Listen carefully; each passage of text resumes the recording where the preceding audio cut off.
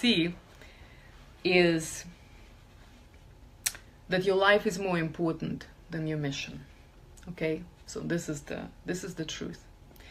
And I tried to save it for the later, because I thought, okay, it's the hardest truth to swallow in a way, because if you are anything like me, you are probably obsessed with your work, right? So the tendency for people like us is to sacrifice everything on the way, and we're doing that. Listen very carefully, because our ego, that human part of us, just stepped into a certain archetype. And so it doesn't have to be like you're gonna be the martyr in your life. You can be the hero of your life. You could be the survivor. I've lived that part for myself a long time. Actually, because of the very tragic thing that happened with me now more than a decade ago. My first husband committed suicide, and I was left a widow with 3 kids. And this is when,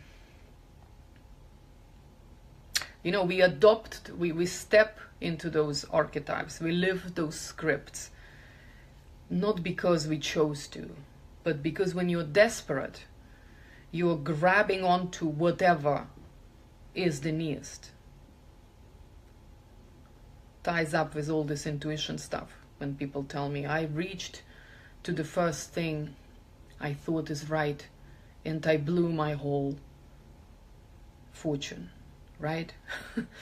So whatever you're reaching, whatever is the first thing you're going to be grabbing when you are reaching in your desperation, is the programmed ancestral patterns of thinking, of feeling, and of behavior. So there's nothing sacred about that. There's nothing spiritual about that. It's just psychology, right? So get over that. You can have many choices, right? I've mentioned that before, that exercise, the 9 choices exercise. Just see how many other archetypes you could have stepped into if crap happened to you, right? I could have had many, but in my family, the martyr, the survivor also archetype, it just runs in in my family. This is what my great grandmothers had done.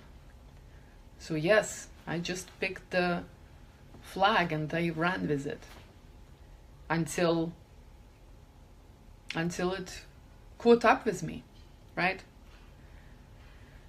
So don't look for the confidence in healing your poor, low self-esteem, right? It's not about that. Instead, connect with the super strong, unbreakable, in fact, unshakable, indestructible part of you.